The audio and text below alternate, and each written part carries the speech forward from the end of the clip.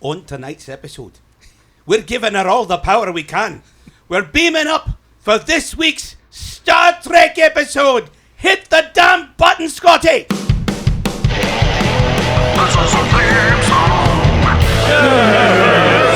Welcome back to the program, nerds. I am Larry Brantley, and I am sitting here with my three best friends, Micah Donahoe. Greetings, programs. And Brent Williams. Hola. And behind the camera is our producer, Chris Hockenberry. He's also known as the silent one. Not really. And we are the nerdherfers. We are four middle-aged guys who enjoy whiskey and cigars and nerd shit. And we like to talk about those things. Hey, before we get started, if you haven't yet joined the Nerdherfers Nation, you should. All you have to do is go out to nerdherfers.com, hit the subscribe button, and you are instantly a part of Nerdherfers Nation. Wanted to make a quick update. Mr. Donahoe has been doing some tweaking in the merch shop, and he's got some pretty cool new T-shirts out there, one of which I am particularly fond of. Say it, Micah. Utunaman! Yeah. If you don't know what that means it's your first time watching the show. Thank you so much for tuning in. But we've got a lovely merch store. We've got bottle holders, which I think Mr. Williams might be able to just bring up in front of the camera right now for those of you who are watching us on our YouTube channel. And they look a little like that. Yeah. For those of you who are still listening just to the audio version, it's a lovely black and white neoprene wine holder, except it's got whiskey in it because that's who we are. Right. Anyway, the merch shop is great. All you have to just go out to nerdherfers.com. You'll find the shop out there. We've also got a cigar shop. You can link out to Cigars International. A lot of the cigars that we review on this show, you can just buy directly through us. And like I said, we're on the YouTubes. It's youtube.com/@nerdherfers. And you can hit that subscribe button as well. And you can tune in to see us in all of our glory. But you really should tune in to the YouTube channel because we have a fashion diva on this show, and his name is Micah. That's right. Because he always wears a themed shirt. And if you are watching now, those of you who are listening in your car, his shirt says Star Trek. It does. We call that foreshadowing. Yep. But before we get into that... And it warp speeds in rainbow. Oh, I forgot about... Yes, it's got the warp... Do you call it the warp rainbow? I do. Okay. I know, right? It sounds kind of naughty. but I do like that. We're going to talk more about Star Trek in a minute, but right now it's time to talk about... Nerd News. It's last week's Nerd News today. And as always, we zip on over to the anchor desk and our anchor person, Brent Williams. Brent, what do you got for us this week? You didn't do your ticker tape. What? You didn't do your ticker tape. Oh, I only did it that once. Sorry. Thank you. Oh, That's sorry. official. Our official. Okay. Okay, now, this has been confirmed by the co-chairs of Warner Brothers Pictures. Okay. So don't come after me when I tell you this. Micah, I'm going to ask you to stay seated. Yeah. Because whenever he says don't come after me, he's always looking at you. I will enhance my calm, John. All right. Yes. All right. New sequels to The Matrix, Okay. Beetlejuice, Really? Gremlins, No. and yes, Micah, Goonies. Don't buy it. Sorry, I don't buy it. Okay. You know now, what's funny? You are skeptical about only that one topic. just that one. Yeah. That is very interesting to me. Yeah. Most people are skeptical about everything or a lot of things. You're Martha skeptical Plimpton about just Goonies. shut that down. Well, the co-chairs of Warner Brothers Studios have said they're making it. So Okay. Is she going to be like an indentured servant? Does she want to be on the movie? I can't imagine not wanting to take that truckload of cash home. No, but I do want to talk more about this. The Beetlejuice one, I actually heard that one was shelved, and obviously that's a missed title opportunity with Beetlejuice. yeah. And as you could all see or hear, Beetlejuice did not come flying out of the floor or anything. It's say it 4 times now. Oh, okay. If they're going to make the trilogy, now you need Is it to for put licensing something, yeah. rights? Yeah. Well, nowadays you just have to go Jenna Ortega. Awesome. No, that wouldn't I be know. right. Well, hello, Jenna. Yeah. What are you doing behind the camera? Wait, it was that easy the whole time? Oh, my gosh. Okay, Daughter's this is a big cool. fan. So, May 4 is Star Wars Day, May the Yes. 4th, right? So Lego does these things. They do make and take events, right? Okay. Where you go to the store, you Yeah. build a set, and you get to take it home. That sounds like fun. They're doing one on May 4th for Grogu and the Pram. Oh. So if you want that set, you don't have that set. Then First of all, That's a great band name. Yeah. Yeah. If by the way, if you're like a young emo band right now, Grogu and the Pram. I'm just saying. So you just go to the Lego site and you look up which locations are doing it and go build your Grogu and the Pram and take it home. I mean, I presume you have to pay for it. No. You don't have to pay for Wow. it. It's free. It's probably because all the money they charge for the sets, they make up all that money in the Right. end. It's like, you know what? We can give away some of our scrap Let's Legos. be a little Yeah. magnanimous Yeah. with our trash. Yeah. Okay. That, what he said. This is an article I've seen before. Chris sent this to me the other day too, but scientists have verified that the color purple is not real. Ooh, do tell. That our Are you brain- talking about the movie or No. the color of the spectrum? Oh, no. No. Because I saw that movie. It was great. I loved it. No. But don't tell me that it's not real. The actual color purple. The not- color not of the pur- the movie, color of act- purple. The color of purple is not real. Our brains make it up. So Don't our brains make up all colors, though? No, actually they don't. So the way that we see color is the wavelength of light enters the cones in our eyes. That sends signals to our thalamus, which then gets interpreted by the brain. And based on the number of waves and the intensity of the waves, it interprets that into colors. I still think Right. this should be a Schoolhouse Rock song that he's Definitely. singing. You need Yeah. to sing that next time. Yeah. The waves go to the thalamus. Yes. So the problem is red and blue are at opposite ends of the spectrum. So what our brain does is it bends that together, and then crosses the streams. crosses the wavelengths, crosses the streams. Yeah, crosses the You never wavelengths to make cross the purple. streams. So yeah, but purple does If not. you want purple, you got to cross the streams, bro. Well, imagine the life of everything on Earth being ended at once in the blink of a. That's just what I messed think every up that time I see Ghostbuster purple. line. it didn't happen in the movie. Sorry. So purple doesn't have its own wavelength. Like violet has its own wavelength, but purple does not. So our brains are confused and don't know what to do, and just they cross the streams. Okay. Wow. Cross the I feel less streams. than all of a sudden. I know everything you've known in life is a lie. Well, I knew that already. Yeah, But Does now that- you take purple away from me, too. Does that mean Prince didn't exist? Oh, see, that's not true. We just didn't see him right. Oh. That's true. Oh. He was red or blue, depending on. Yeah, the he side of bent. the He stage. bent. He bent around. He the bent my world. mind every time I That's saw him right. perform. He was That's right. amazing. That's right. Go Don't Prince. tell me that wasn't real. Well, that was a very interesting rendition of this week's episode of Nerd News. For all of you out there who are about to send us hate mail about purple being a real color, please address your inquiries to Brent Williams. Okay. I'll Thank take you. some of those. Yeah. He's going to write some of those. No, he'll help people write something. I know. Contact Who needs AI? Micah Donahoe Yes. for suggestions on how to harass Yes. Brent Williams. Yes. Mike is actually writing a new book called Brent's Buttons. Yeah. And it's just a how-to. Oh, well, of that's pissing cool Brent because I off. thought Brent was writing the same book about me. So Yeah. we'll Yeah. just release them at the I'm same writing that time. book. Yeah. Anyway. Let's play throwing stars, Micah. I'll You go stand Rochambeau you over for there. it. Yeah. You go stand over there. No, I actually like Brent. So Yeah. I kind of like Micah. Oh, Yeah. man. We're almost friends. Anyway, here's how the show works. Every week, one of us brings a bottle of whiskey for us to review, and one of us brings some cigars for us to try and also talk about and review. And then we have the topic of conversation that we're going to nerd out about. And it was my turn to bring the bottle this week. Yes. And no big surprise here. We're going back to Scotland. Do it, Micah. Do it, Micah. Scotland. Going back to Scotland. Thank you. Oh, I mean, we do that every time I bring a bottle of Did Scotch. we? Yes, we do. Oh, my All right. gosh. So, I'm not an active real quick, listener. some quick facts about this week's bottle. What we've got this week on the shelf is an Aberfeldy 12-year single malt Scotch. This is a Highland Scotch. It is not from Speyside, where a lot of Highland Scotches come from, but slightly north of the Speyside region, still in the Highlands. Founded in, it was 1898 by, this name may sound familiar to those of you who drink Scotch, a guy named John Dewar. The distillery's water source is called the Petilly Barn, and it's a stream known for its pure quality and the presence of alluvial gold, which is why Aberfeldy whiskey is also nicknamed the Golden Dram. It's just coming in at 80 proof. It's going to have a soft, creamy mouthfeel with notes of stop it, with notes of honey and fruit and vanilla. The Aberfeldy single malt is the backbone of the classic Dewar's blended Scotch whiskeys. So, for those of you who don't know, blended Scotch is simply a bunch of single malts blended together, and that's It's just that simple. Okay. That's all it is. Yeah. There's no real surprise here.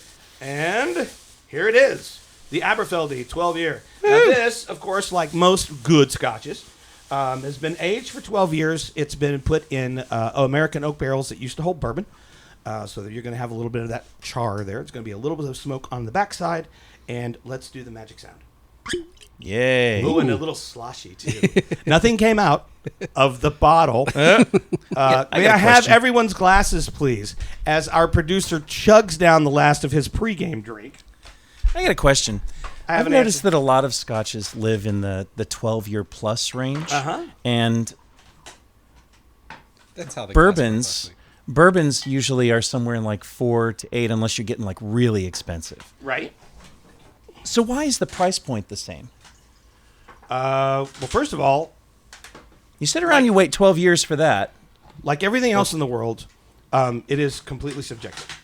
It is a wise gentleman once told me that a bottle of scotch is exactly worth what you are willing to pay for it. Yeah, that sounds And about right for any so- alcohol. So you have a lot of guys. Just real quick though, get this on your nose. Oh, yeah. So you're definitely going to pick up, I think, some honey, some fruit. Pineapple? It's coming in at 80 proof. Maybe I don't get any tropical notes, but Right on the nose, like a Oh, man. like a caramelized pineapple. give it a taste. Oh, that tastes good. Oh, that's easy. I love the Aberfeldy. That's an easy drinker. It's an easy drinking scotch. And again, I'm not a big fan of blended scotch. I'm actually not a fan of Dewar's, but this goes into Dewar's, and if they just left it like this, I'd love it. But this is the Aberfeldy 12-year single malt. Just real quickly to get back to your question. Yeah. So much of this is subjective. It is, people find their stuff. Now, you have a lot of guys that when they get into whiskeys, they're going to listen to everybody's feedback and whatever. And I think that's important to do. But I also think it's important that you develop your own palate. You're Sure. going to find out what you like.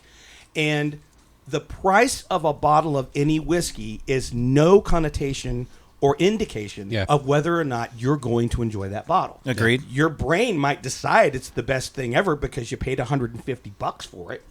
But really, because when I was with Glenlivet, I used to do this all the time. We do blind taste tests, and invariably, guys wouldn't know. Now, if you did the same taste test and you had the bottle out front, oh, the 25 is the best. It's so good. Right. It's so good. Never mind the price. It's so good.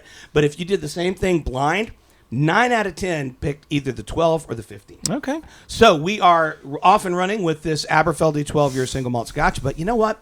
I kind of feel like we need something to smoke with this, Brent. Well, you happen to be in luck I know. because I have this great thing with. What does it say on there, Brent? says nerdherfers. For our viewers Yeah. at listening in their Wait, cars. don't look at this part. Look at that part. There you go. Actually, it's Okay. cool because if you You if still put need a to sticker- Oh, it describe says it. nerdherfers. If Yeah, you put a thank sticker you. on there that says nerd, like on my other one, it'll actually say nerdherfador. Yeah, but the label's on the left. I If they would put it like on the to right, it'd be remind great. my two companions here that most of the people listen to this That's podcast. true. So if you're going to do a visual, you have to describe it. You have to narrate it for people. All right, I'm going to narrate. Here we go. Here we go. It's a cigar. This cigar. I'm just kidding. Okay, this cigar. This cigar was very famous in the 1970s, like world famous. It was known as one of the best cigar brands in the world in the 70s. Oh, I think I know what's coming. You just hold your pants. Enjoyed by presidents and leaders around the world. And then it suffered. It started in 1964. And then it suffered from the ravages of a nation that just kind of went downhill. They had communism and all kinds of stuff happened, and the economy crashed and yada yada, and the production went down and the quality became bad. And anyway, so they're coming back, right? From Nicaragua, which is one of our favorite places. Like Heaven Hill. Yeah. Exactly. So they've made this commemorative cigar. Okay. It is called the Antaño 1970. It is from Joya de Nicaragua. And it is a Criollo wrapper, Nicaraguan binder and filler. And it is a stronger cigar. You have my attention. Yes. It's not super dark. However, That's okay. it is all the way to the deep dark red on the flavor and the Yes. strength. And the body, yeah. Yeah. So I will pass this around her. I am going to go out on a limb here because I know this cigar very well. Pass that one to the producer, please, and then I have yours right here. Thank you, good sir. In your research, did you determine that this was the original blend of the cigar from 1970? Like they took the same... Yeah. Yeah. So this was actually... I have a fun fact for you. Okay. This was the most popular cigar to smoke in the White House during the Nixon administration. Yep. Really? Yep. While they were planning Watergate, they were getting it done right. Oh, it's just spicy on the nose. Yeah. I like that. Yeah. And I like it's got it's kind of box A press. little bit of a box press. Mm-hmm. Oh, let's go. Let's go. Oh my goodness. Yeah. Ooh, baby. LFG. I'm glad that I brought an easy drinker tonight because this episode could be over quickly. All right.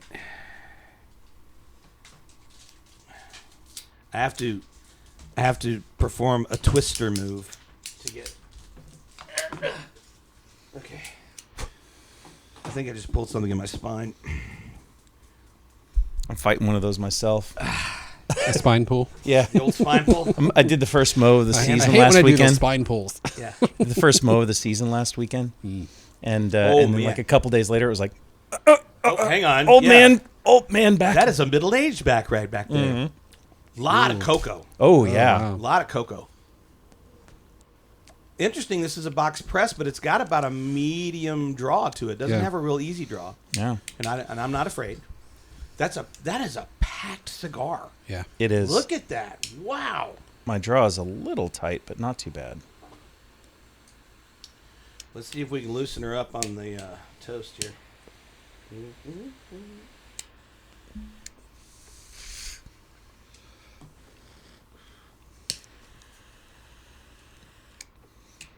Ooh, robust. I feel slightly more manly smoking this. Right.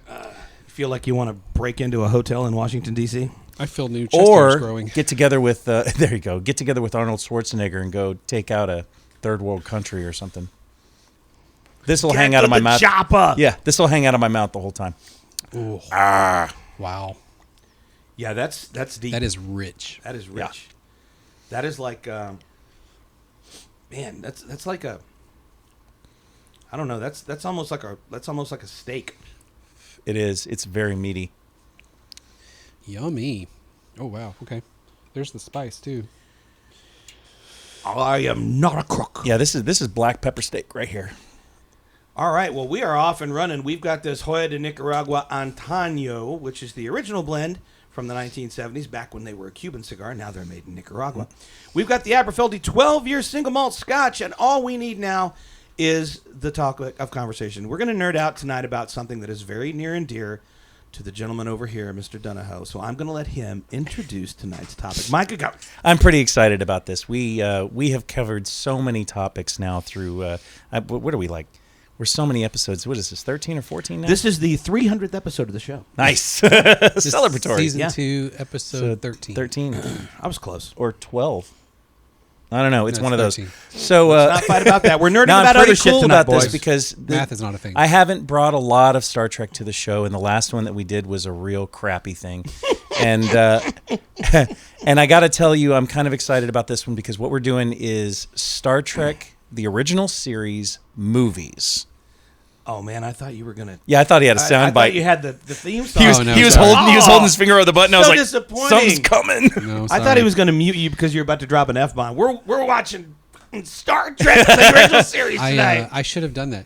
That's okay. I'm pretty excited about this I episode dropped the because ball. I figure what we can do is we can talk about each movie in succession, and then as we go through, if we run out of time, we'll just save the rest of the movies for another time.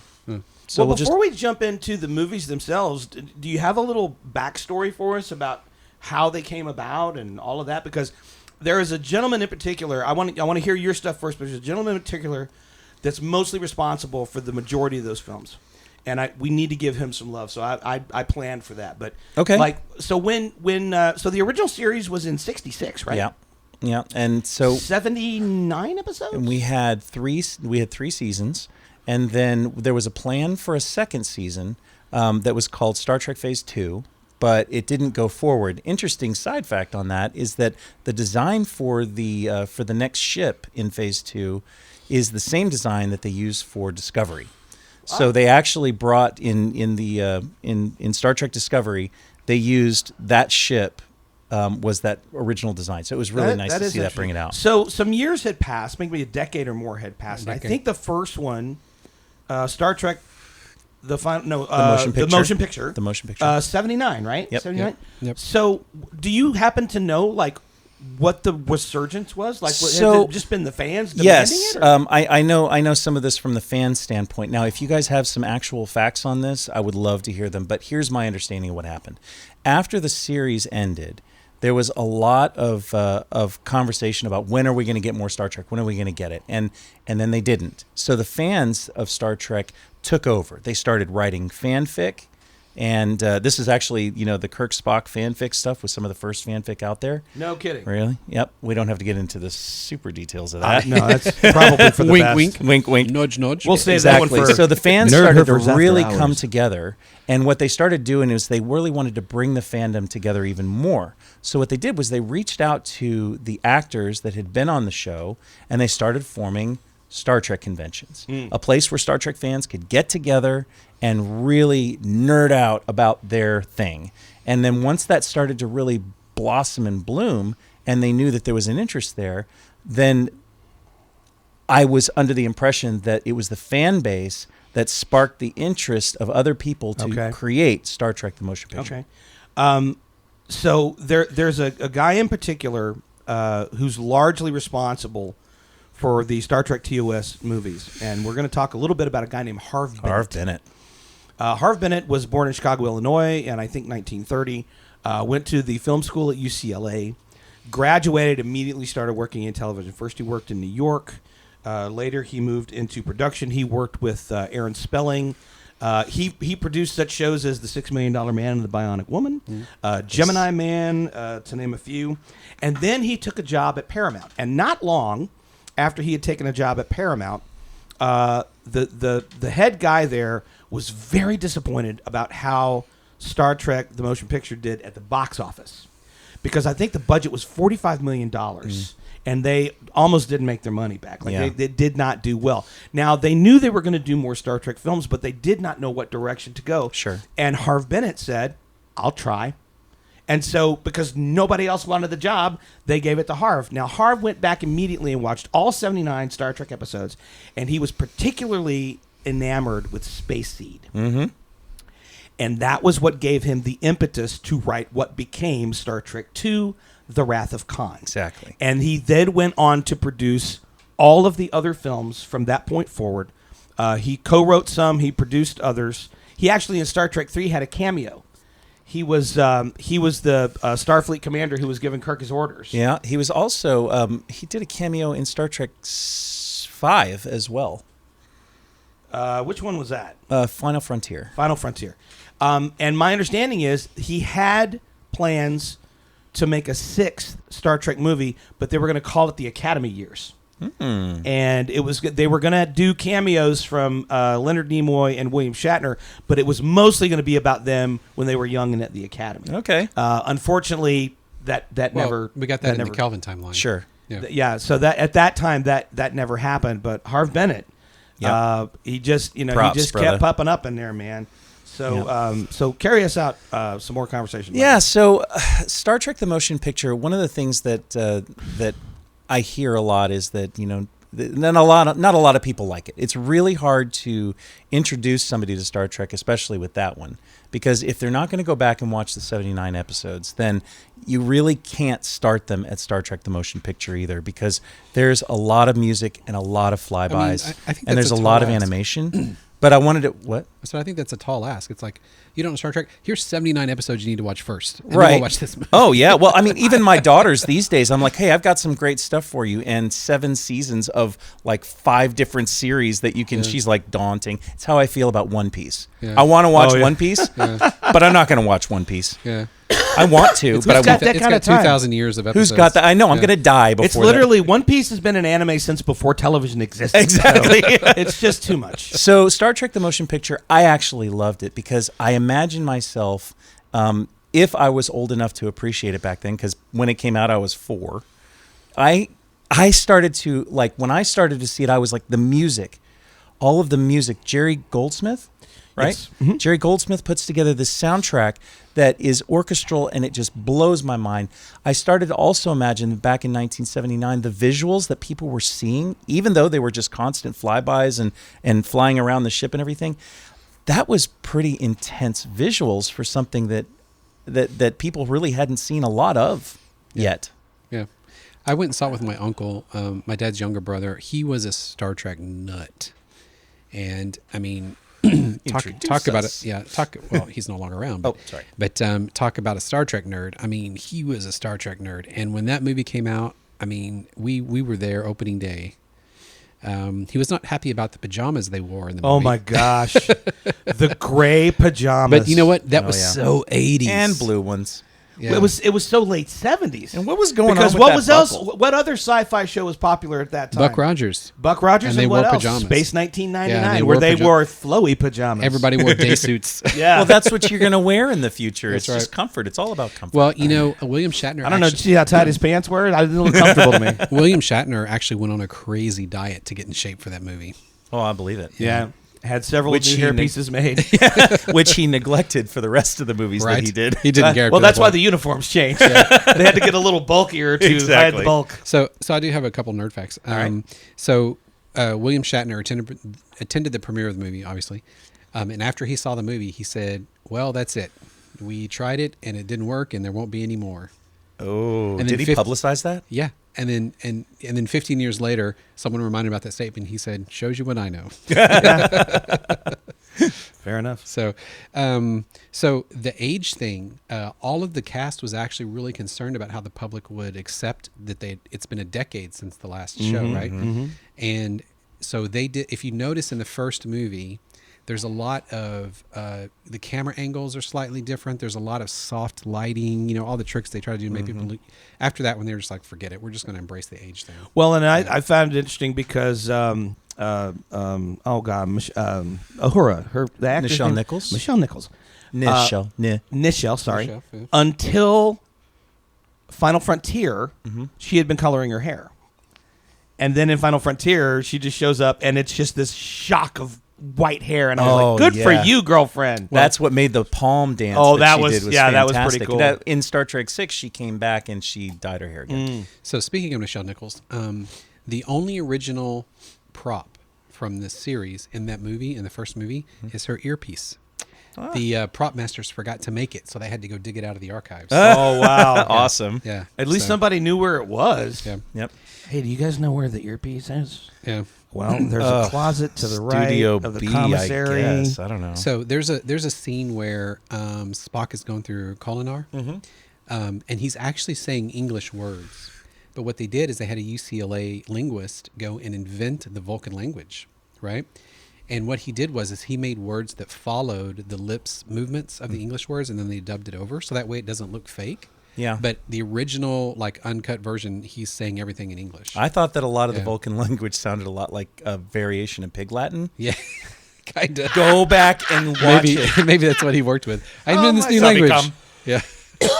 That means that he had a pig Latin specialist on set helping Es him. muss mas Spock. Is that how you pronounce Spock in Vulcan? Spock. They're talking backwards. Yeah, just got to spit on the microphone. Yeah. So everyone generally agreed that Star Trek, the motion picture, not that great.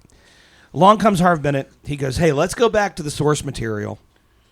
Comes up with, I wonder where Khan is. Oh my gosh. An arc that spawned 3 great movies. Yeah. Yeah.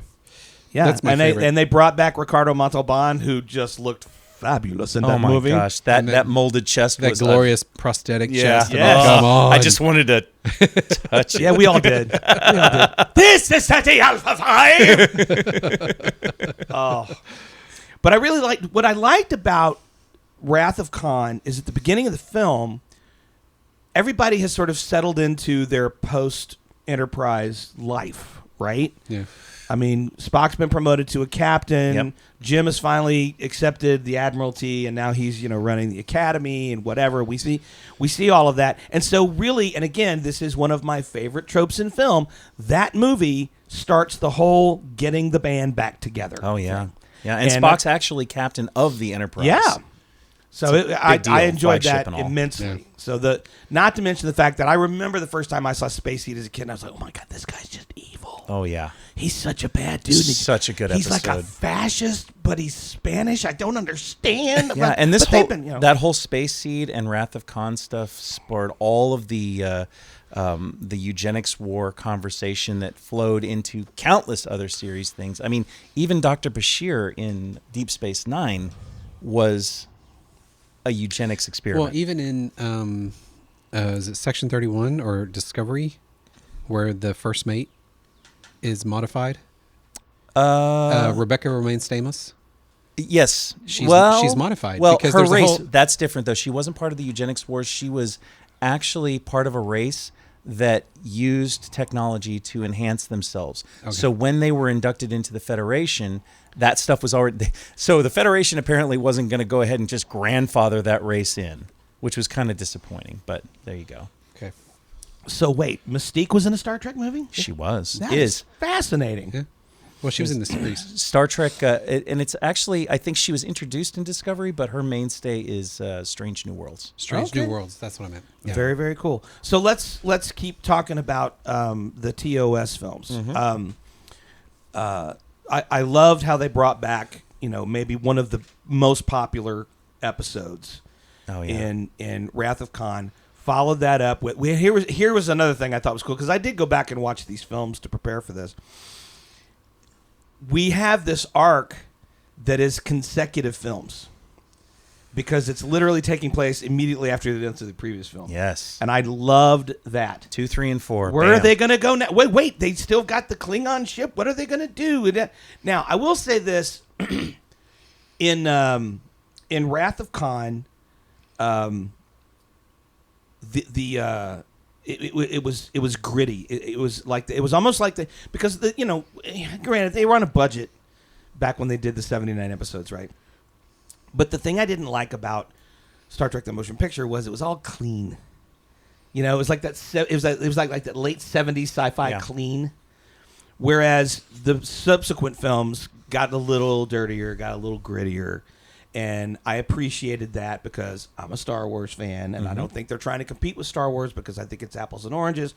But I did appreciate that fact. Now, you were absolutely right.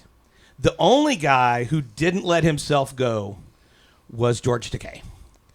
That man looks probably exactly the same today as he did when he was filming the original series. Yeah, he sure did. He didn't look like he was aging at all. I mean, but if you're talking about physique, I mean, Chekhov took care of himself pretty well. Leonard Nimoy took care of himself. Mm-hmm. The rest started to plump up a little bit. But that's okay. I think James Doohan grew at least. Well, that was the alcohol. Every single movie. That was the alcohol. Just couldn't help it. I think one of the coolest things about Star Trek II is that it gave fans a taste of something that they really wanted to see: strategic combat. Yes, and that was one of the things. I remember I was at my very first Star Trek convention was when I was 15 years old, and I met Nichelle Nichols.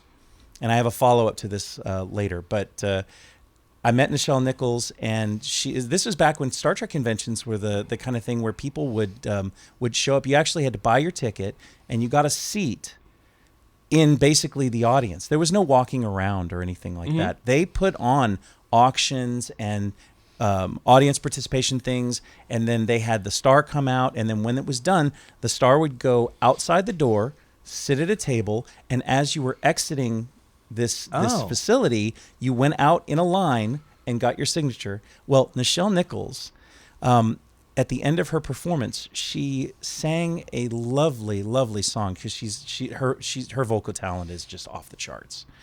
And she gave 5 roses away to a room of over 500 people, and she gave one of those roses to my mother. Oh, that's who awesome. I was sitting next to at the time. It was an amazing experience. That's a beautiful thing. When you were there, did you happen to ask Nichelle Nichols about the first third of the cigar? I don't know if Nichelle Nichols smokes cigars.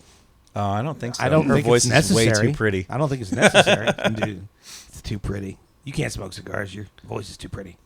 What are we thinking about this, boys? I'm loving it. I mean, like I feel like I want to say that I'm getting all kinds of different cook. I'm not, man. It's so like deep earth, pepper, meat. It's just staying with me. I'm getting cocoa as well. Yeah. I'm not even getting the bitter stuff. No, there's nothing bitter about this cigar. Not even on the finish. It's quite good. Like, I really want a steak with this right now. Yeah. Like, I want to bite a steak. Like we did that on that one episode. I want to bite a steak. I want Yep. to puff a cigar. And then back and forth. I'm just saying, Brent could probably make that happen. Any comments about the cigar, Brent? Yes. Well done. Well done. Good talk. Good talk. Appreciate that. All right, moving on. So I want to finish this real quick. Yeah. So the follow-up to that story is wonderful because now put Micah in a spot where he has been working at conventions for quite some time, and Nichelle Nichols comes back. And we're in the room. We're getting ready to receive everybody because there's a time where we just kind of relax for a minute, give the guests a chance to just, when we actually had rooms, and this was at this was at the Irving Convention Center. Mm-hmm. So we had a room for her, and before we let everybody in, and we're all sitting around shooting the bull, and it's a good time. And I said, I got to tell you, it is such a pleasure to be working with you again. I have to tell you a little story. And I told her the story that I just told you guys. And then she goes, I remember that song. It was this. And your mother was the one with the short brown hair. And I'm like, what? I lost my shit inside because the one thing you can't do when you work in a convention? Yeah, fan out. Fan out. Is lose your shit outside. Is lose your shit on the outside. Yeah. So in the inside, I am vibrating. And I just couldn't contain it. And I said, I want to thank you for remembering that. He immediately gets down on one knee and produces some kind of ring. Yeah. I love you, Nichelle. This is not a marriage proposal. I just want you to wear this and think of me. Think of but me, she gave me a big hug, and it was a moment. Yeah. It was just one of those moments. That's all right. A lovely moment. Now let's move on to Star Trek III, The Search for Spock. So we've just come off of a cliffhanger. Oh my God. We'll talk about that. Okay. Now, again, explain to our audio audience what you just did. I was doing the Ponfar. Ponfar. Yeah. Ponfar. And they still don't know what that means. Rubbing but the fingers. In context, rubbing the fingers together. Mike is going to explain it all to you. Well, the fingers is that whole thing is an erogenous zone. Yeah. So that starts the whole process. Yeah. And the thing is that one of the things about Ponfar, and we learned this in the original series, is that a Vulcan must mate every 7 years. 7 years. Every 7 years. If they don't, they die. They go insane. Yeah, they go insane and they die. I mean, it's just for some reason that's just nutty to me. So we actually don't get to see it in Star Trek 3. And that's what happens when you bottle up your emotions. Yeah, but they have the moment where Saavik and Spock are doing a little massage, and then they cut, and there's actually. And then later they come back and they're smoking cigarettes. And was it good for looking you? at each other like, you know what? We know why we did this. We don't have to talk about it ever again. There is a part of the story in Star Trek 4 that is cut out where Saavik leaves Starfleet, stays on Vulcan to raise her child. Hello. Yes. Oh, I have a question, Micah. Yeah. In Star Trek 2... The Wrath of Khan, Saavik is played by a young Kirstie Alley. Yes. And then she disappeared. Do you know why? I'm pretty sure it was money. Okay. Yeah, I wish I could make it more elaborate, but... Well, didn't she go to Cheers? Wasn't she on Cheers at that point? I think that there were... It was early 80s, conflicts. so maybe. Yeah. There were filming conflicts, but also, I mean, she realized that Star Trek 2 did so well, and everybody's paycheck was going up, but I don't think that hers was really going up that much. So what I heard, not to where she wanted and audience, if this is not true, if you have further information, put it in the comments because I really want to hear more about it. I challenge any of our listeners and or viewers to think that they know more about Star Trek than this man does. I would love to hear from you. No kidding. I would love to hear from you. I can hear all the keyboard warriors right now. The Star Trek nerds are going nuts. And what about this, Mr. Donahoe?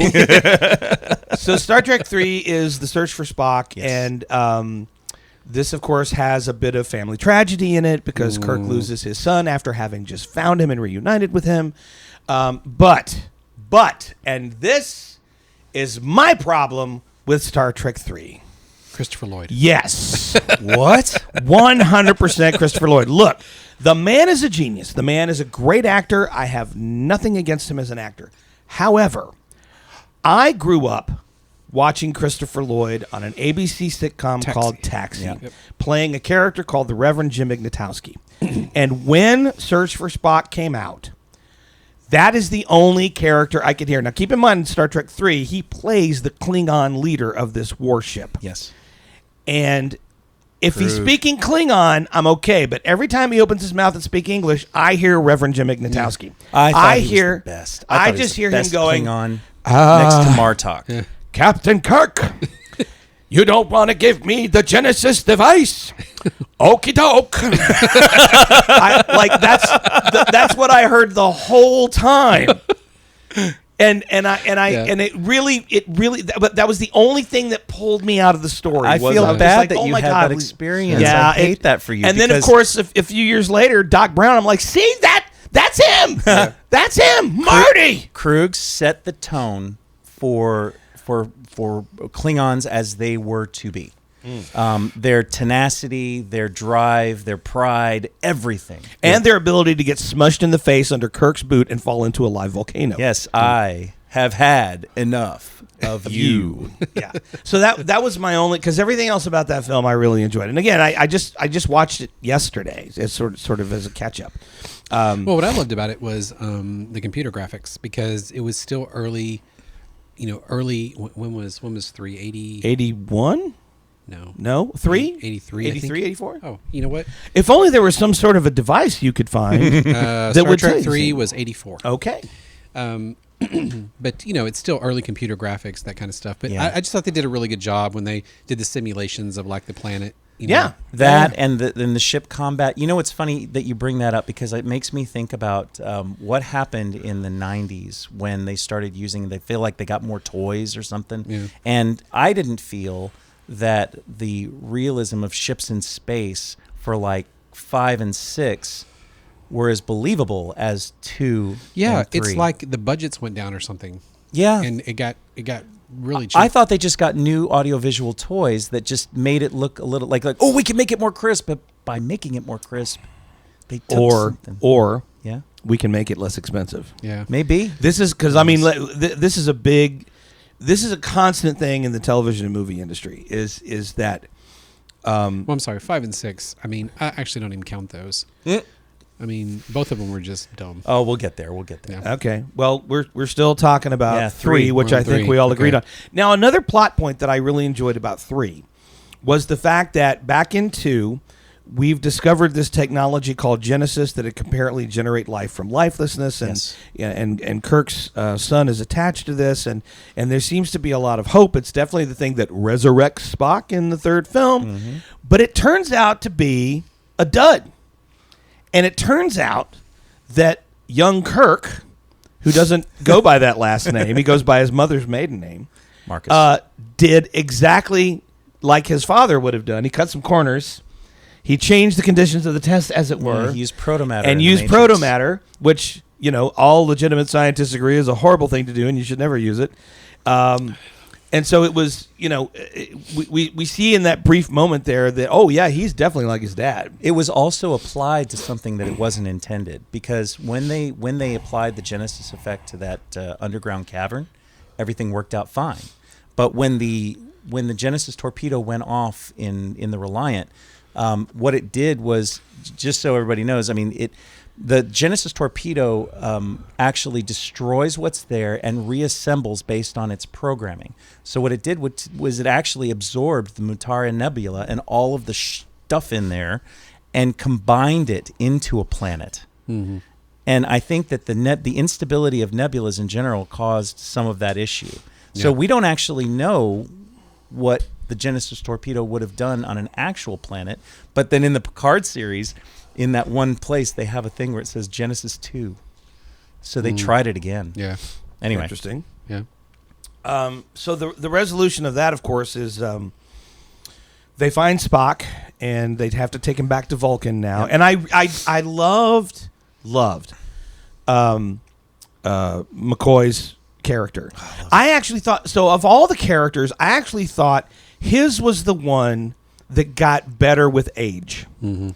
Because I just expected him to be even more irascible and whatever, and he's definitely that. But he's also got a little more understanding now in his old age than he did back in the day. He still loved, but the humor of that green-blooded son of a bitch. Yeah. It's his revenge for all those arguments he lost. Speaking of, I mean, we didn't even talk about the best scene in Star Trek 2. Oh. Which is at the end. Spock. Yeah. The death. The death. Yeah. Oh, yeah. When he saves the Enterprise. Well, there's so many great scenes. I mean, Yeah. like, let's talk about. But come on, that's one of the most powerful scenes there. Agreed. I mean, watching Spock die, come on, and watching William Shatner actually have emotion. Yeah. Yeah. Let's throw a couple of those in there real quick, like in Star Trek 2. So everybody who had watched Space Seed knew who Khan was. Mm-hmm. Right. So what about his first reveal on screen and Kirk like coming out of his chair slowly and going, Khan. Yeah. You know, he's like freaking out. And Chekhov had the same moment because he knew that when he was in the Botany Bay, oh my gosh, we need to get the F out of here now. Yeah. Yeah. So that one. And then, of course, He's a bad, bad man. yeah. Like I'm sorry. It is a bad, bad man. or like a poor marksman, you keep missing the target. And then, of course, the greatest thing ever, the Khan scream. The Khan. Yeah. Oh, Khan. And the second best Khan scream ever was the one with goats. Did you ever see that No. meme online? Yeah, that was funny. Yeah, it's like they had that whole The scene- screaming goat? Yeah, they had Yeah. this whole thing leading up to the Yeah. moment where he screams Khan, and then he goes, bah!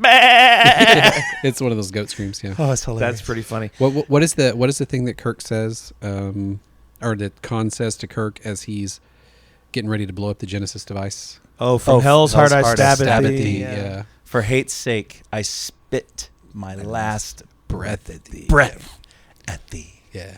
That was so good. Yeah, that's Like, good stuff. wow, man. I mean, if you're gonna go out, go big. Yeah, That's man. all I'm saying.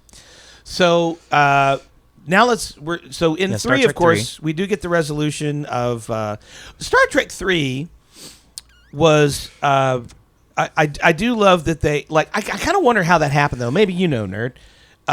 Because I was like, well, did they kill Spock off knowing they were going to bring him back in the next film? No. Or did they kill Spock off because Nemo was like, I just can't do this anymore, I fellas. think Brent's right on that. Do you have facts on this? Because my understanding is that after 2, he was done. Yeah. Kill me, I'm done. Yeah. And then there was so much outcry. There was so much outreach. There was so much money. Well, There was so much money. So they do what movies do all the time, is they leave it.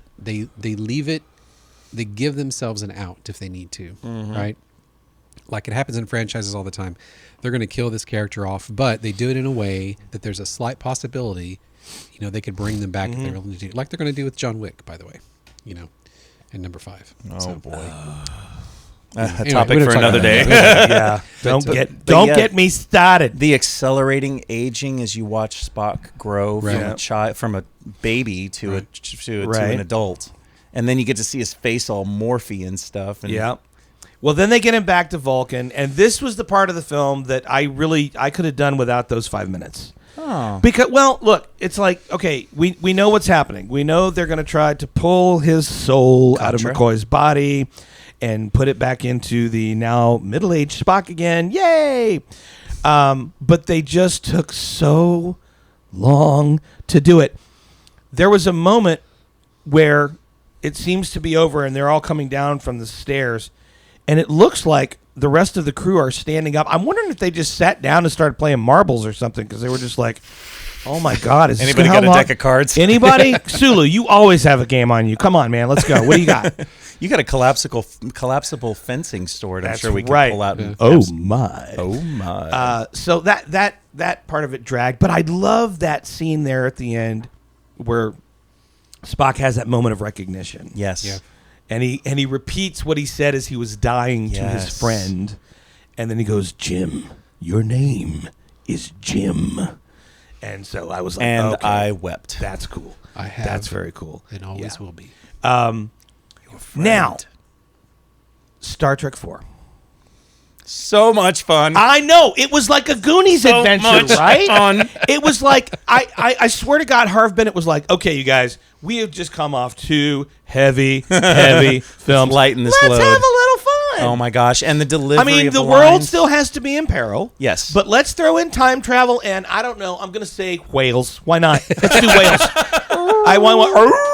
You know, And the time travel thing wasn't a stretch because in the original series they had already slingshotted Yes. around the sun to time travel. They Yeah, go back but they to, like, had the not done it in a 1930s or Klingon 40s or vessel. something. Yes. 1920s. Yeah, that's where something Spock gets his fedora. like that. Yeah, but they hadn't done it in a Klingon vessel. No. So no. that was So for those of you who are not nerdy enough on Star Trek, and Star Trek 4 is basically a direct continuation of Star Trek 3. So they're still on Vulcan.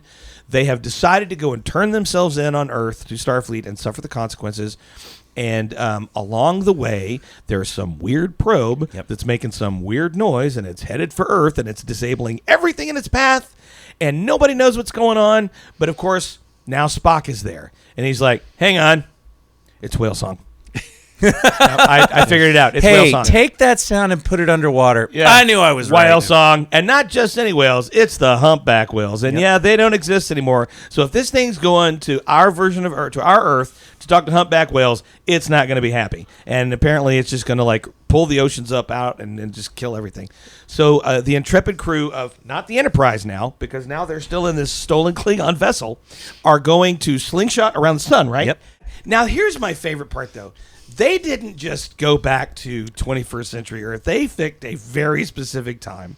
Yeah, the actual time. Yeah. And 1987. So they land in 1987 in San Francisco, and they land in the park.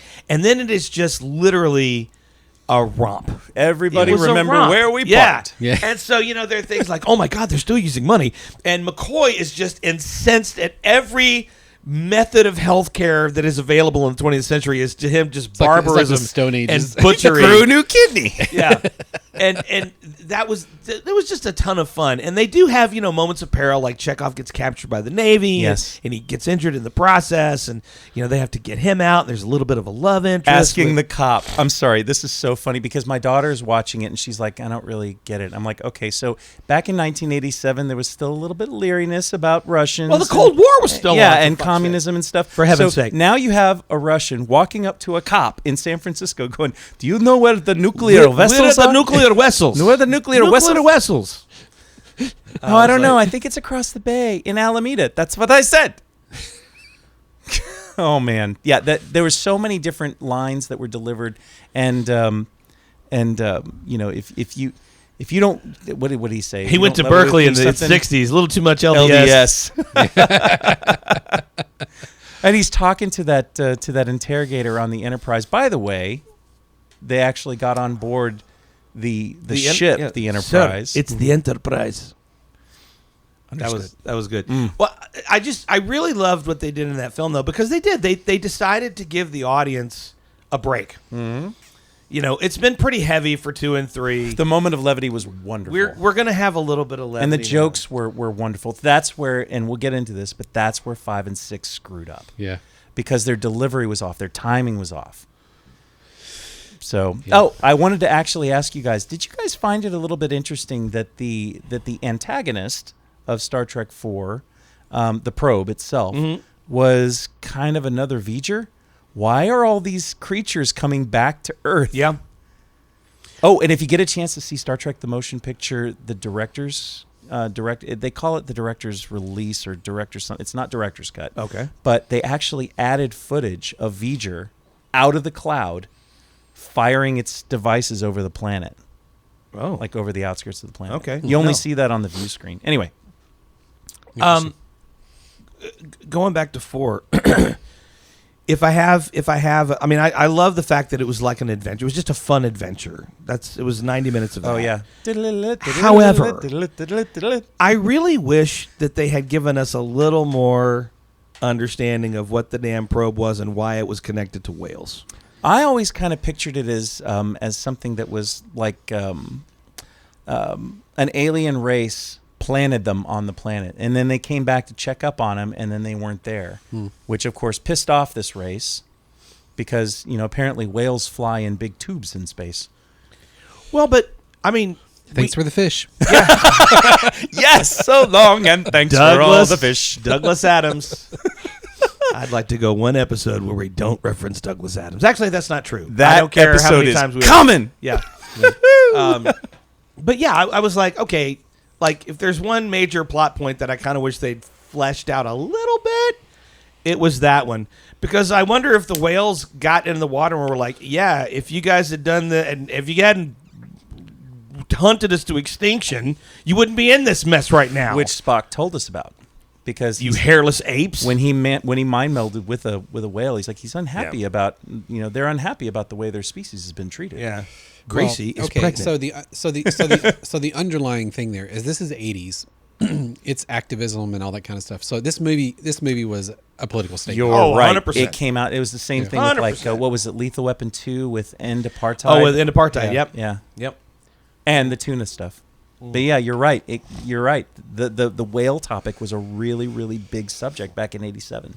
So, okay, so that's it. So those are all the movies we're going to talk about, right?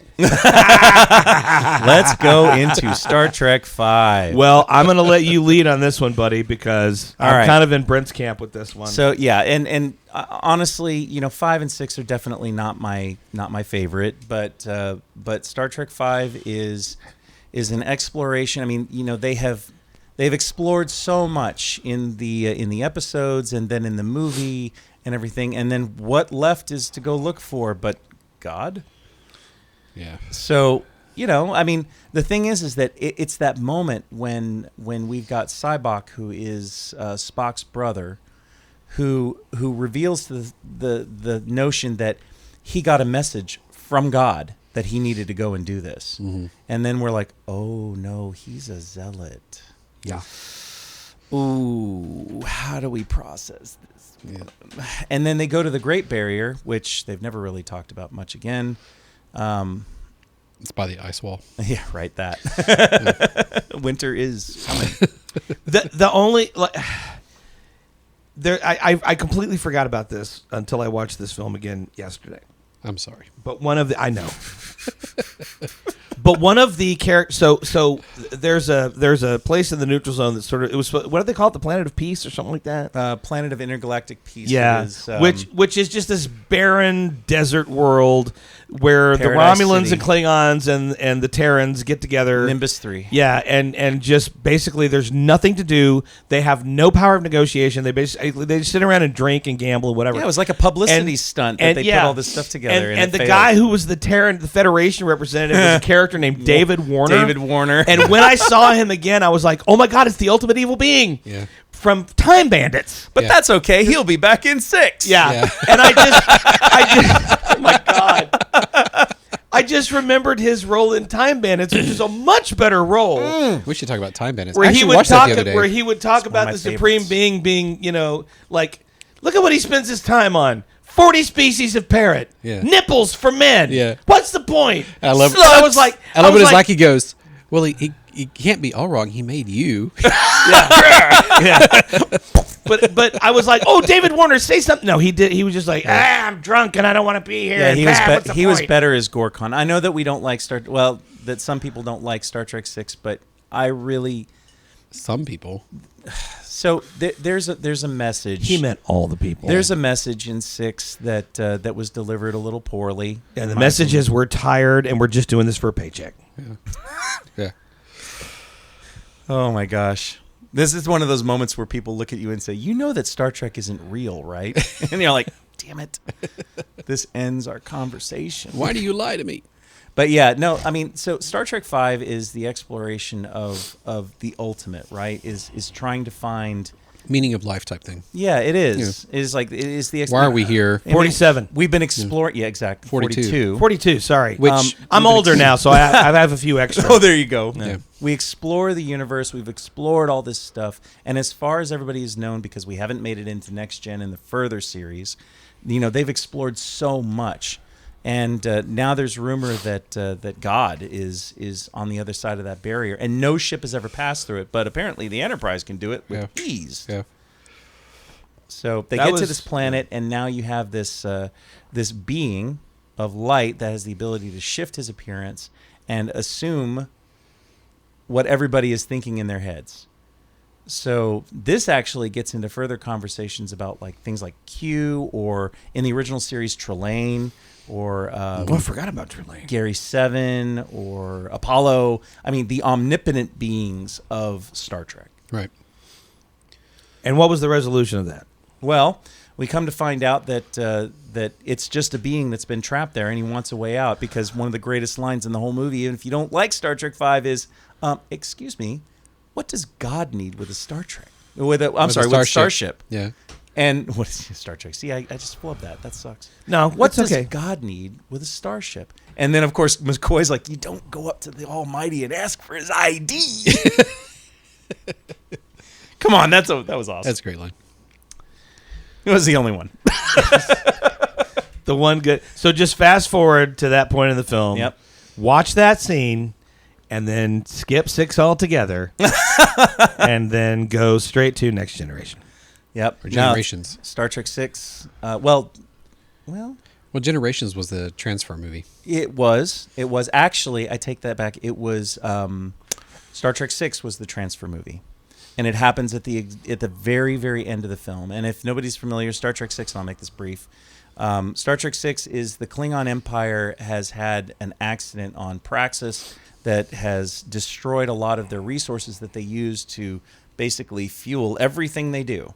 So imagine like blowing up every oil refinery that we have at once, and like, oh shit, what do we do?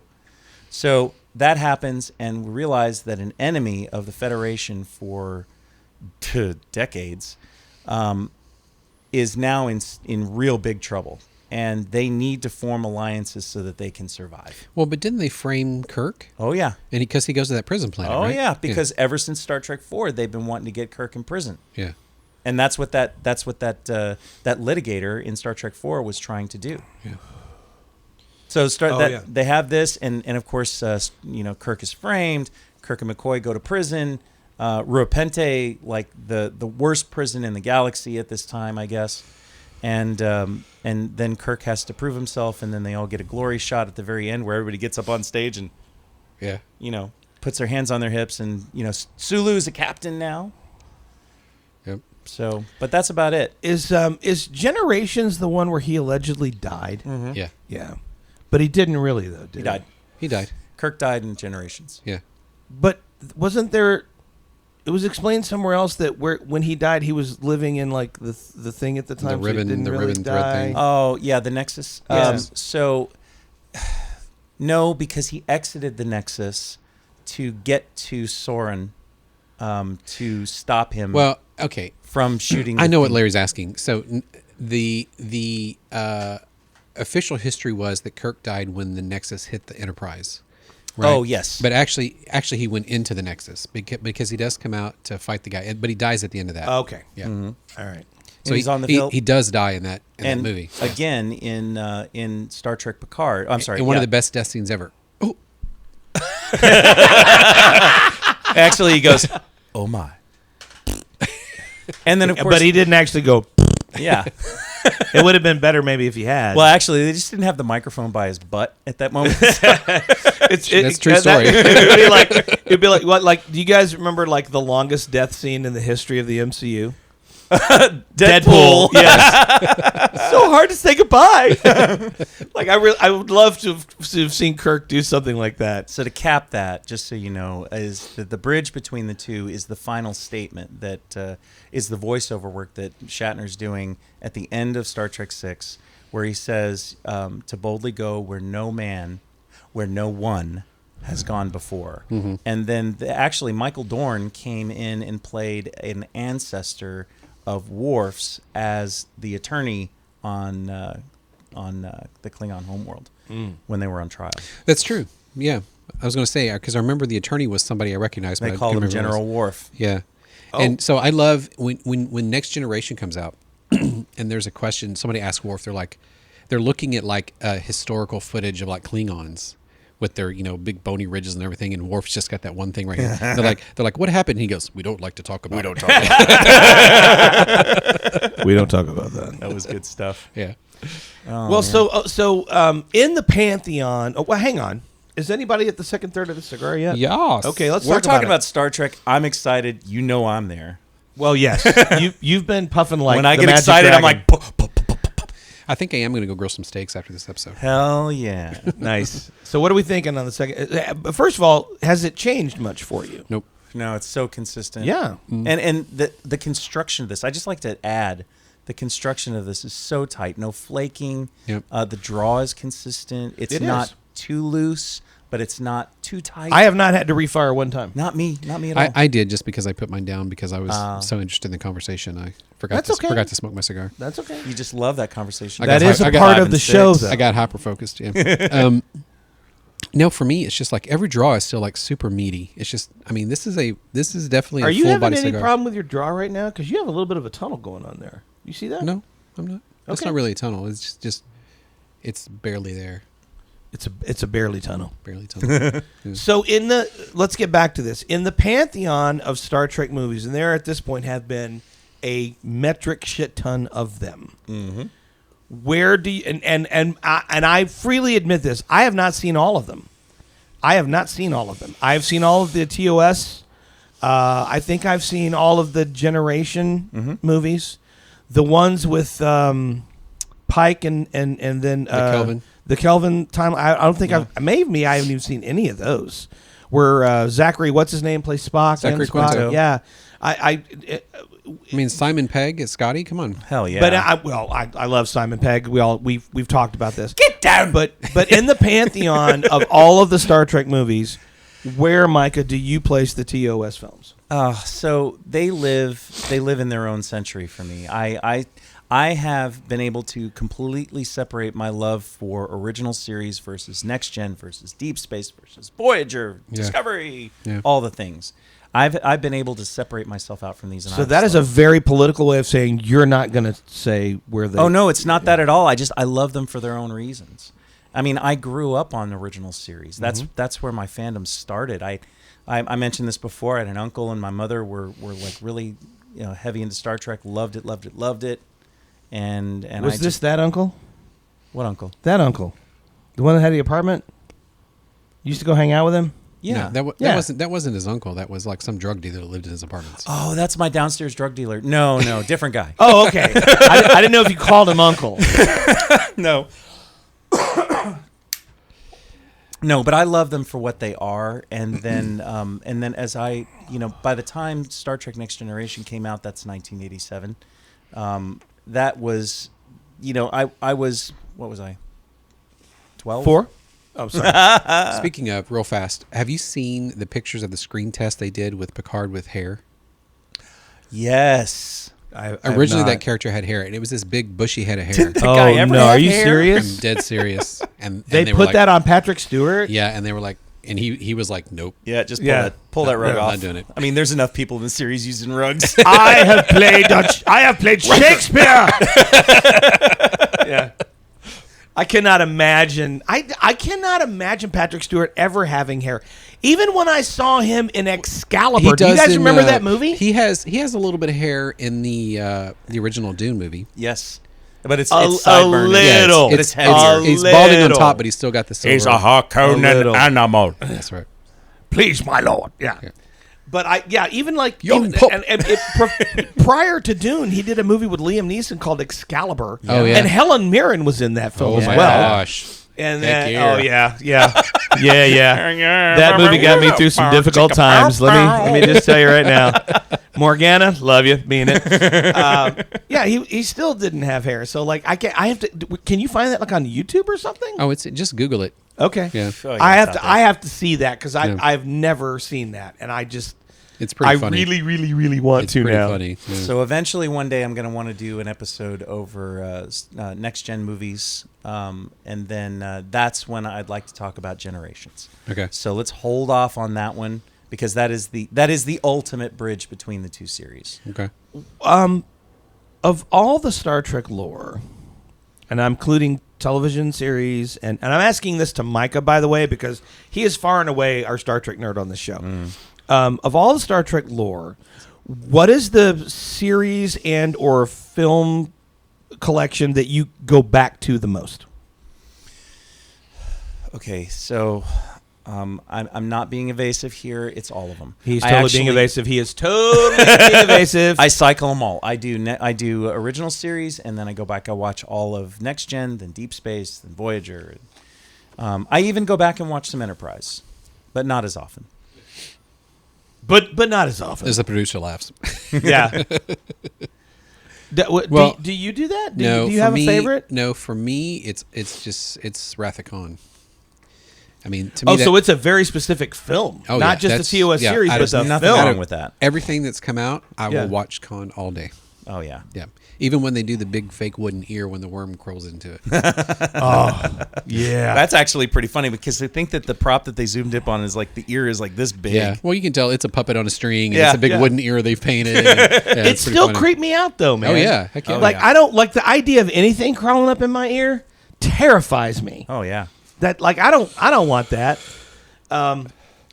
For me, honestly, it's the original series. It's those 79 episodes. They're great. Because I was just a little kid when I got into those for the first time, and it's really interesting because I started watching these when I was old enough, and I say old enough, I had to have been 6 or 7 years old because I was born in '66, and that was when the first season came out. So it was a few years later, and I was starting to get a little bit of TV time just for me, and I started watching Star Trek reruns. My dad, who didn't like, I'm 6 or 7 years old. He thought everything I did was childish. He actually started watching them with me, and he got into them, and it was because of him that later, because my dad had zero. My dad was like a Columbo, Perry Mason, like detective crap, all that.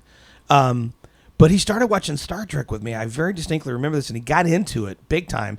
And then all of a sudden, my dad is like, now I'm 10, right? So this is a few years later, and he's like, hey, have you ever heard of this author called J.R.R. Tolkien? I think you'd like it. He gave me The Hobbit to read. And I was like, that warms my heart more than that scotch. This is amazing. It was like, so it was one of the, like, my dad died when I was 13 for crying out loud. So I never had much of a relationship with him, but I very clearly remember that. And it started with Star Trek, the original episode. So I will go back and watch those anytime. Also, and I can't remember which TOS movie this was. I think it was 3. I'll help you. Maybe 3.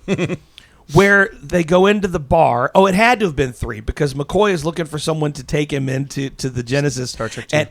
No, it was 3. It is 3. He is now consumed with getting back to the Genesis planet. How can you be deaf? And they're with in ears that like bar, that? and just real quickly, there's a couple at a table, and there's a tribble on the table, and I was like, nice throwback. I thought that was a good throwback, but the first thing that popped into my head was, did anybody learn a lesson about tribbles? Why is that on a station? Yeah. I thought It was neutered. In fact, when I saw the film for the first time, I thought It that probably was. Yeah. Good one. Yeah. So, Yeah, I think we've hit this one pretty good. Yeah. I do too.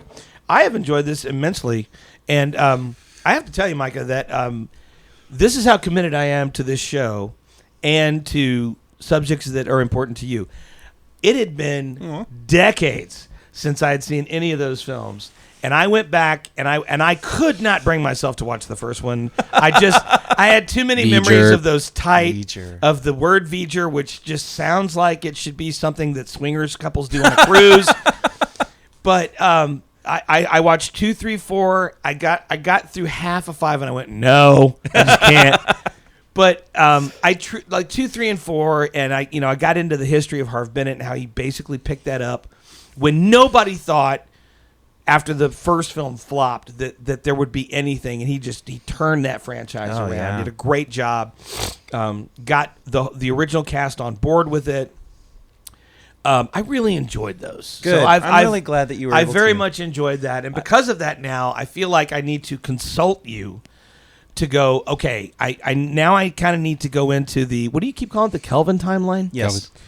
And I don't know which order, so you're gonna have to tell me which order. And stuff it's to watch. easy. It's the Star Trek one. It's a Star Trek Beyond, and then Star Trek Beyond. And You So just said Beyond. I'm twice. sorry, Star Trek Into the darkness. Into Darkness, and then Star Trek Beyond, and the Kelvin line. It's fun. The thing was Yeah. is that Enterprise had just ended, and they were flopping big time. So Enterprise was a series? It Yeah. was. It was Okay. with Scott Bakula playing the captain. Oh, that's right. He's really- always Quantum Leap guy for me. He is. And what's her name was the Vulcan? To Paul, Jolene Blaylock. Jolene Blaylock. Thank you. Yes. Yep. But I enjoyed it from a Star Trek fan standpoint because it was giving us little foundations of history. We've got a Warp 5 engine. We've got photonic torpedoes. We've got phase pistols. I mean, there are little things that are leading up. We've got the read alert, Yeah. which turns on all of the defensive systems on a ship. I mean, things like this. They kind of anyway. The series was just crashing. So when it ended, everything just kind of sat there stagnant for a minute because they're like, I guess Star Trek is done. So then they make the Kelvin timeline. Someone stuff. said, you know what we need? We need lens flares. We need lots of lenses. Somebody go get yeah. Get them J.J. now. Abrams. Get them now. And can you cast the camera through this whiskey glass? Yeah. And so the whole thing about that would have actually made Gene Roddenberry very, very sad. Yeah. Because I remember at that convention that I was at with Nichelle Nichols when I was 15, Rick Berman was there. Mm-hmm. And if nobody's familiar, he was kind of the, after Harv, he was the guy that really forwarded Star Trek after it had kind of subsided. And Rick was on the stage, and people were asking in the audience, because there's always a Q&A session where the whole audience gets to participate. And they say, why didn't we get, why aren't there more ship battles? We want more ship battles. And Rick looks at us and says, you want wars? Go watch Star Wars. That's not what Star Trek is about. Yeah. And so Kelvin Timeline comes out, and it is everything that Gene Roddenberry did not want it to be. But it infused the Star Trek fan base with the new blood that it needed to bring it back. Yeah. Oh. And then they went through all this action sequence and blah, blah, blah, blah, blah. And now that we're in Strange New Worlds, we're back to the original formula Well, in one of the genius moves that of TOS. that J.J. Abrams did. I was about to ask. It was J.J. Abrams that produced that, right? One of the genius moves he did is he brought Spock from the original timeline into the Kelvin timeline. Yes, it was a bridge. Yeah. It was so good. Yeah. And it made sense. It really did. So even if you're not a big fan of the Kelvin timeline, which a lot of people aren't, it's a lot of fun. Well, but I'll watch it. Eric for Bana fun. as a Romulan. I mean, that was kind of And Benedict Cumberbatch. Cumberbund. Dirkabit Cumberbund. Dirkabit Cumberbund. Dirkabit Cumberbund is Plays Khan. Khan. Yeah. Oh my Sorry. God! Yeah. Really? It is so good. Oh wow! Yeah. Okay. He is now really I've- good at it too. Now I've definitely got to go and watch this. Yeah. Doctor Strange is an evil Star Trek villain. Oh my gosh. Yeah. That's pretty cool. So good. I remember the J.J. Abrams connection because I was a huge fan in the '90s of the TV series Lost, and so anything Abrams did I kind of wanted to, but I never watched those. They're movies, fun. So. Yeah. All right, But you've got other homework to do. yes, apparently I Firefly. do. Oh yeah. Yeah. Okay. Well, that's an episode for another day. We have been talking about Star Trek: The Original Series movies tonight. Thank you, Mr. Mike Donahoe, Thank for you leading so us much through for letting me do this. an enjoyable experience. Thank you guys so much for tuning in. Hey, please go out to nerdherfers.com. We're not going to do greatest joke in the world. Oh my gosh, Oh we my need some jokes, God. baby. Let's do Hey, some jokes. hey, Brent, is there a stinger we have for this episode of? It's the greatest joke in the world. So remember earlier when you said you got so caught up in the conversation? That was me. I was just very well, we can't top that. Let's just go. Okay, we're going to do a segment now before we end the show called The Greatest Joke in the World. This is where we do 3 rounds of dad jokes each. And the rule is, if anybody laughs, then they laugh. We used to do this thing. Okay, I have to explain this. We used to do this thing where if you laughed, then your punishment was you had to do a shot. And a couple of weeks ago, We realized we're middle aged. we realized we're not in college, and we were cracking each other up, and we were all having to do shots, and we got a little sloppy at the end. So, and that's okay. I think personally that's part of our appeal, but it made getting home really challenging. So It's probably a good thing that we're not ditched- going to do that anymore. We're just going to see if we can make each other laugh. You know, it's probably a good thing And- that we ditched the whole punishment thing because what I had next up for us was like Thunderbird or Night Train. Nope. No, I'm out. just 100% no. I'm out. So instead, we're just going to try to make each other laugh with some dad jokes, and we're going to start with Brent. All right. What do you call a fish with no eye? Oh, I get it. I got it. Took me a minute. This was good. It was good. Speaking of eyes, I have a colorblind friend who keeps insisting that oranges are yellow. And I just said, man, that's bananas. Okay. That one's good. I actually feel good that we don't have to hold back the laughter now because I love a good dumb joke. All right. What do you get when you cross human and goat DNA? Oh, wait. I feel like I should know this one. Kicked No. out of the petting zoo. Oh, good. The visual on that one alone You are welcome. is horrific. Oh, my God. Okay. Good luck. Go ahead. What do you call an elephant that doesn't matter anymore? What? An irrelevant. Okay. That was good. As I get older, I remember all the people I lost along the way. And I also think that maybe a career as a tour guide wasn't the best idea. It took me a second. I like telling like joke grenades, like you tell them and wait 5 seconds and poof, they just go. Well, along the lines of elephants, my friend got me an elephant from my room. elephant jokes. I said thanks, and she said, "Don't mention it." Thank you, Chris. What? My friend got me an elephant from my room. I said thanks, and she said, "Don't mention it." The elephant in the room. I get Oh, it. Thing you don't- yeah. Don't so talk about I the was- elephant in the room. Oh my That gosh. was Okay. too. That A was lesson too for everybody. highbrow a joke. If you have to explain the joke, No, it that kills was the that joke. was too highbrow a joke for me. I was like, dad jokes are supposed to be like obvious to me. Like, Okay. All right, round 3, last one. What do All you right, got, buddy? How many psychiatrists does it take to change a light bulb? Well, not 6 because they're still in your basement. Okay. No. No, just one, but the light bulb really has to want to change. Okay. Yeah. All right.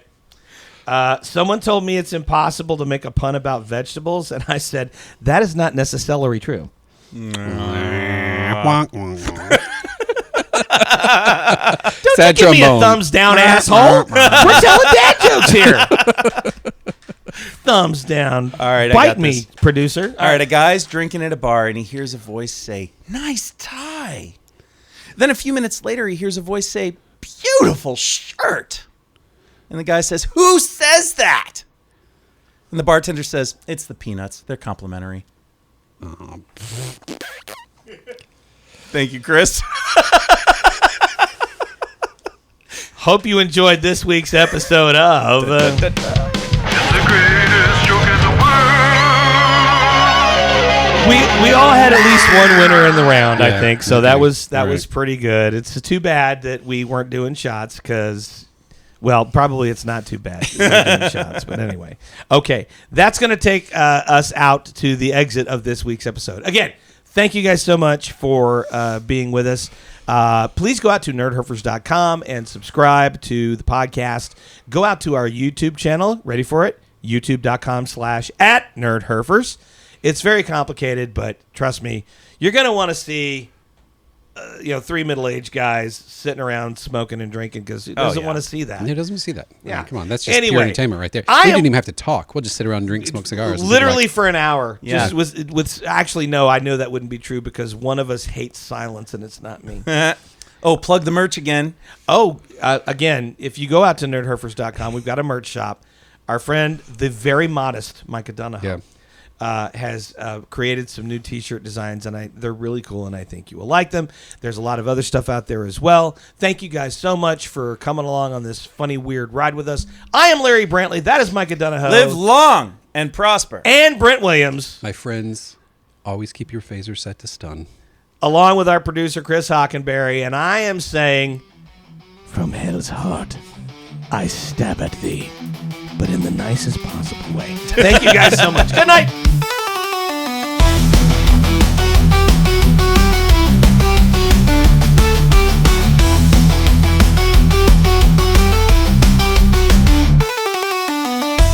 This has been a production of Nerdherfers. Copyright 2025, all rights reserved. No portion of this broadcast may be used without permission. Please visit nerdherfers.com for more information and full legal disclaimer. You